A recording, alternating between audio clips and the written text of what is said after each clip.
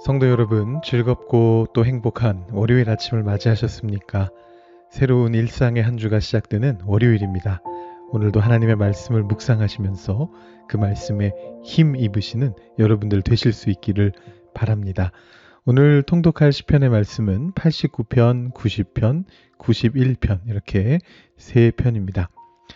89편은 조금 독특한 시편인데요.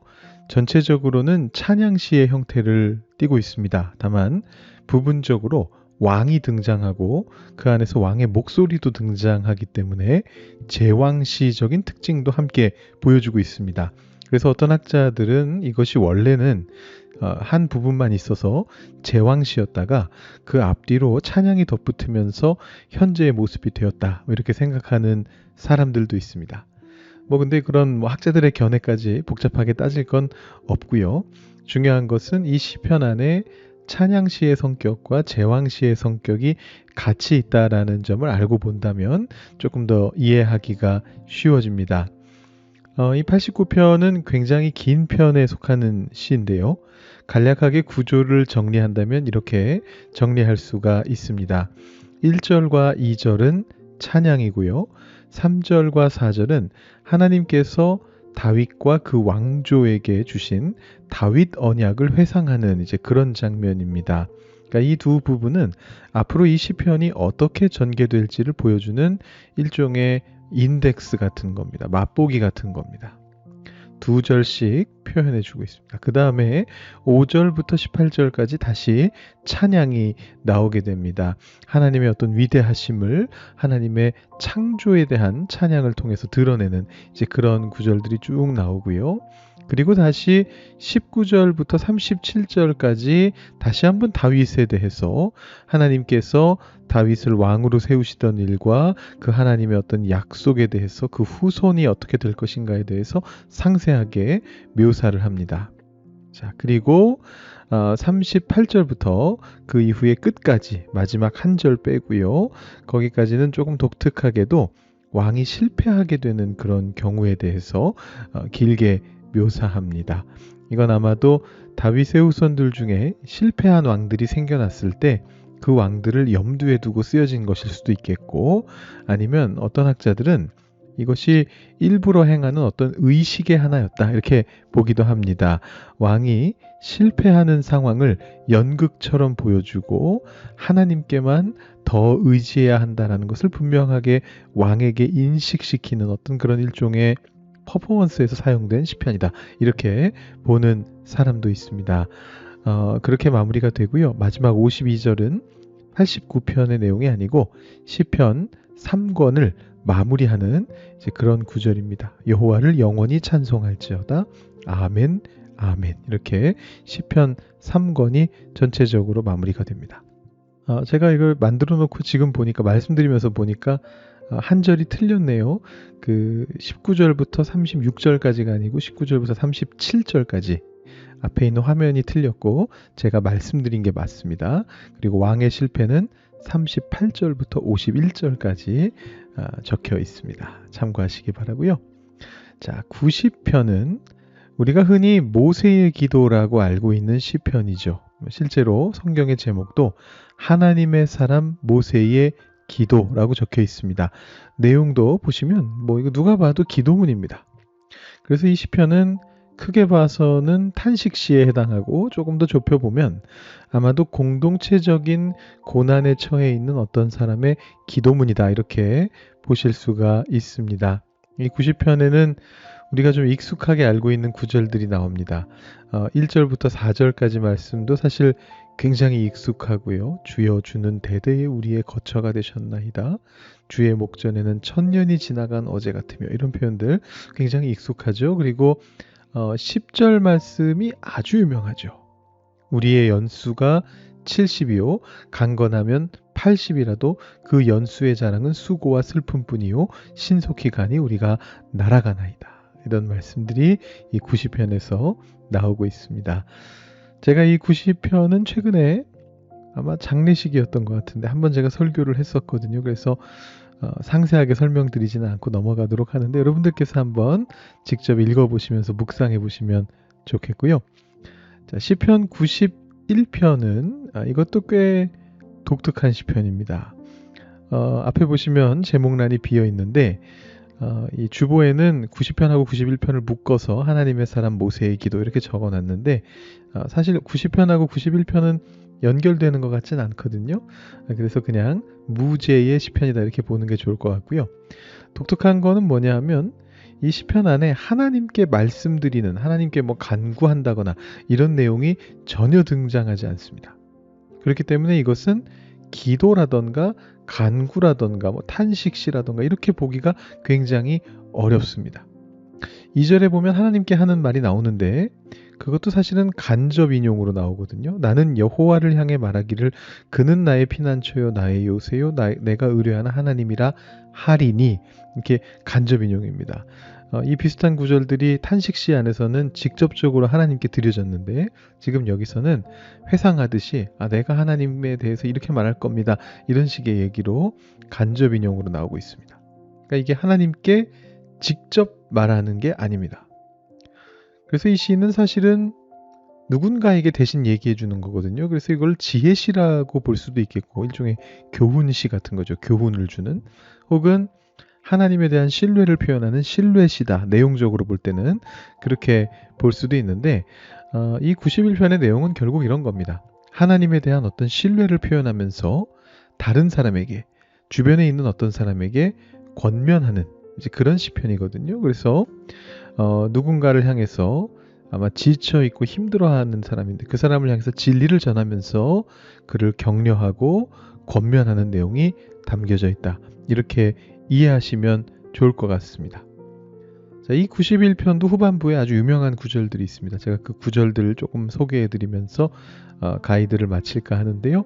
11절, 12절 아주 유명한 구절입니다. 그가 너를 위하여 그의 천사들을 명령하사 내 모든 길에서 너를 지키게 하심이라. 그들이 그들의 손으로 너를 붙들어 발이 돌에 부딪히지 아니하게 하리로다. 어디서 들어보셨죠? 바로 예수님께서 광야에서 마귀의 시험을 받으실 때 마귀가 인용했던 바로 그 구절입니다. 성전에서 뛰어내리라 하면서 이야기했던 구절이고요. 그 다음 구절도 유명하죠. 내가 사자와 독사를 밟으며 젊은 사자와 뱀을 발로 누르리로다. 이것도 예수님의 사역을 예언하고 있는 것처럼 보이는 그런 말씀이고, 또 이어지는 14, 15절도 역시 유명합니다. 여러분 들어보신 구절이죠. 하나님이 이르시되 그가 나를 사랑한즉 내가 그를 건지리라. 그가 내 이름을 안즉 내가 그를 높이리라. 이렇게 나오는 말씀인데요. 이 구절 또한 아주 유명한, 여러분 아실만한 구절입니다. 자, 이 91편의 시도 여러분 쭉 한번 읽어보시면서 환난 속에서 하나님을 신뢰하는 이의 그 격려를 한번 들어보시면 좋을 것 같습니다. 자, 오늘은 월요일이기 때문에 통독 가이드 이 정도만 말씀드리고요. 이제 어제 주일 말씀을 다시 짚어보는 시간 가져보도록 하겠습니다. 어제 읽은 말씀은 예레미야서 12장 1절부터 8절까지 그리고 16절부터 17절까지 말씀이었습니다. 제가 먼저 봉독해 드리고 그 다음에 어제 말씀 다시 한번 되짚어보는 시간 가지겠습니다. 여호와여, 내가 주와 변론할 때에는 주께서 의로우시니이다. 그러나 내가 주께 질문하옵나니 악한 자의 길이 형통하며 반역한 자가 다 평안함은 무슨 까닭이니이까. 주께서 그들을 심으심으로 그들이 뿌리가 박히고 장성하여 열매를 맺었거늘 그들의 입은 주께 가까우나 그들의 마음은 머니이다.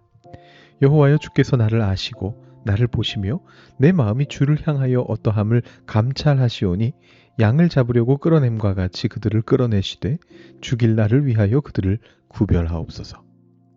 언제까지 이 땅이 슬퍼하며 온 지방의 채소가 마르리이까.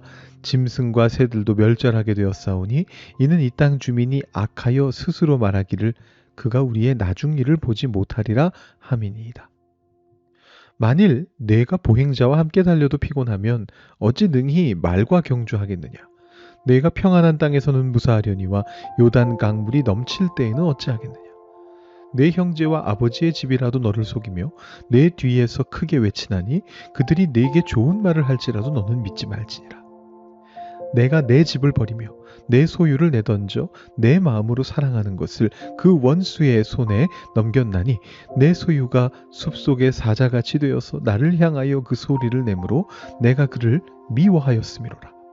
그들이 내 백성의 도를 부지런히 배우며 살아있는 여호와라는 내 이름으로 맹세하기를 자기들이 내 백성을 가리켜 바알로 맹세하게 한 것 같이 하면 그들이 내 백성 가운데에 세움을 입으려니와 그들이 순종하지 아니하면 내가 반드시 그 나라를 뽑으리라. 뽑아 멸하리라. 여호와의 말씀이니라. 아멘. 우리가 종종 하나님께 순종해야 한다 이런 말을 듣게 되는데 때로는 그런 순종이 무거운 짐처럼 여겨질 때가 있습니다. 심지어 하나님께 순종하면서 어려운 길, 힘든 길 가고 있을 때 하나님을 모르는 사람들이 나보다 더 잘 나가는 것처럼 보일 때가 있거든요. 그러면 예레미야도 그랬듯이 우리도 그런 어떤 원망을 하나님께 보이게 될 때가 있습니다.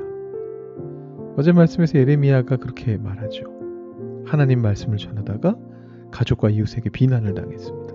심지어 죽음의 위협까지 겪었습니다. 그래서 예레미야가 서러운 마음으로 하나님께 원통함을 아뢰습니다. 하나님, 어찌하여 악한 길이 형통하며 저를 괴롭히는 자들이 평안합니까?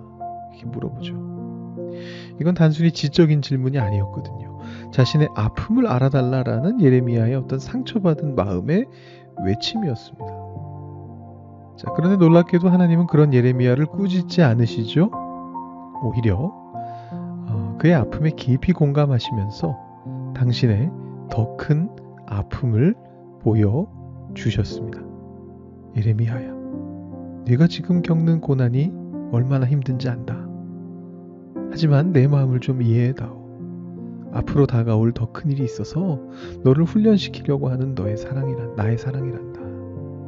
네가 견뎌낼 수 있을 거라고 생각하기 때문에 내가 너한테 이 고난을 주었단다. 그리고 너만 아픈 게 아니란다. 나도 너와 똑같은 경험을 하고 있어. 내가 그토록 사랑했던 내 백성이 나를 배신하고 등을 돌릴 때 내 마음이 얼마나 찢어지는지 아느냐. 이렇게 말씀하시는 것이죠. 이 진솔한 대화를 통해서 예레미야가 깨닫게 됩니다. 하나님의 마음을 깨닫게 됩니다.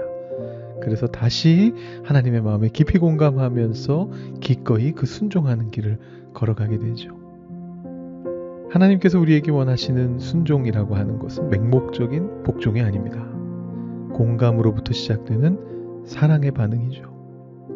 우리 삶 속에도 그런 일들이 다가오거든요. 제가 주일 설교에서 이런저런 예시들을 말씀드렸었는데 나를 힘들게 하는 사람, 나를 서운하게 하는 가족, 답답한 세상의 소식 이런 것들 앞에서 우리의 마음도 지치고 어려워질 때가 있습니다. 그럴 때에 예레미야처럼 잠깐 멈추고 하나님께 마음을 솔직하게 아뢰는 것입니다. 그리고 질문해 보는 겁니다. 하나님, 이 상황을 보시는 주님의 마음은 어떠신가요? 그러면서 하나님께서 우리 삶의 아주 작은 부분까지 관심을 갖고 계시다라는 것을 믿는 믿음 가운데에서 하나님의 마음에 공감하고 하나님 마음을 헤아리려고 애쓰는 것입니다. 마치 사랑하는 자녀의 일거수일투족을 살피고 있는 부모님처럼 하나님이 나를 살펴보고 계신다는 걸 믿는 것입니다. 그러면서 의무감이 아닌 공감으로 그 순종의 길을 기쁨으로 걸어나가게 되는 것입니다. 어제 말씀을 들으셨고 오늘 다시 한번 정리해서 들으셨는데요. 바로 그 마음에 공감하며 살아가시는 복된 한 주가 되시기를 다시 한번 축복드립니다. 우리 나눔 질문 생각해보는 시간 가지려고 하는데요. 두 가지 질문을 드렸습니다. 첫 번째는 평소 다른 사람의 마음에 공감하기 위해 어떤 방법을 사용하십니까? 나눌 만한 공감의 경험이 있다면 나눠보시기 바랍니다. 이렇게 되어 있습니다.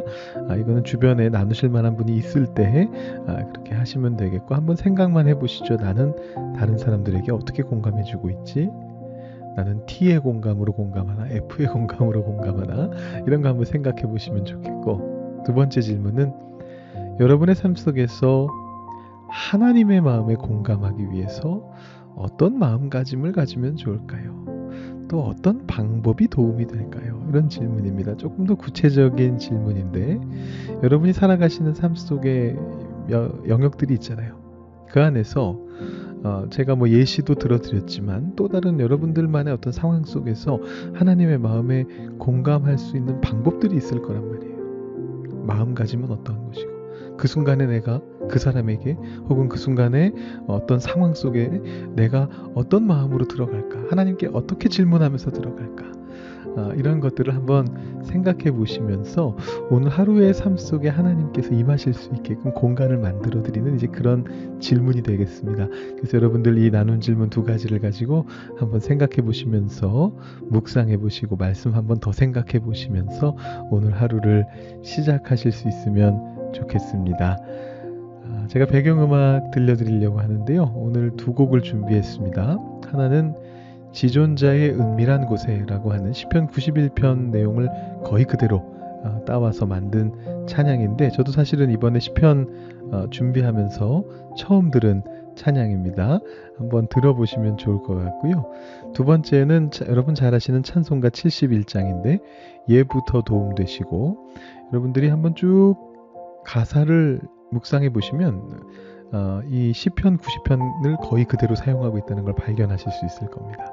1절이 찬송가 1절이 시편 1절인데 그거는 조금 더 풀어놔가지고 이게 그건가 이런 느낌이 드실 텐데, 찬송가 2절부터 보시면 거의 시편 90편의 내용을 거의 그대로 따라가고 있습니다. 그래서 여러분들이 한번 배경음악으로 들어보시고 또 여러분들 혹시 필요하시다면 또 찾아서 찬양들 들어보시면서 묵상에 도움을 받으시면 좋을 것 같습니다. 여러분께 들으시면서 기도해보는 시간 가지시죠. 지존자의 은밀한 곳에 전능자의 그늘 아래 거하리. 그 깃으로 날 덮으시니 주의 날개 아래 피하리로다.